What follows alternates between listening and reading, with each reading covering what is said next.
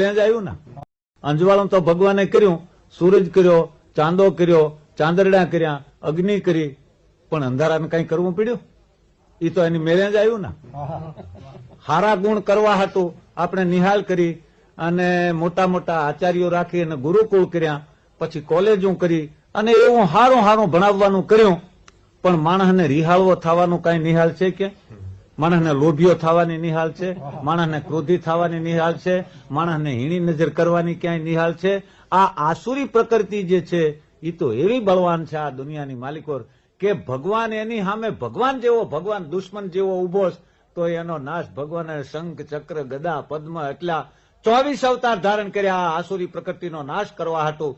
જય જય મીન વરખ કમટ નરહરિ બલિ વામન પરશુરામ રઘુવીર કિશન કીર્તિ જગ પાવન બુદ્ધ કલંકી વ્યાસ પ્રથુ હરિહંસ નવાંતર રસબદેવ હય ગ્રીવ ધ્રુવ વર્ધન ધનંતર બદ્રી પત દત્ત કપિલ દેવ સનકાદિક કરુણા કરો 24 રૂપ લીલા રચી શ્રી અગ્રદાસ પદ ઉર્ધરો જય જય મીન વરાહ કમટ નરહરિ બલિ વામન પરશુરામ રઘુવીર કિશન કીર્તિ જગ પાવન બુદ્ધ કલંકી વ્યાસ પ્રથુ હરિહંસ નવાંતર રસબદેવ હય ગ્રીવ ધ્રુવ વર્ધન ધનંતર બદ્રી પત દત્ત કપિલ દેવ અને સનકાદિક કરુણા કરો 24 રૂપ લીલા રચી શ્રી અગ્ર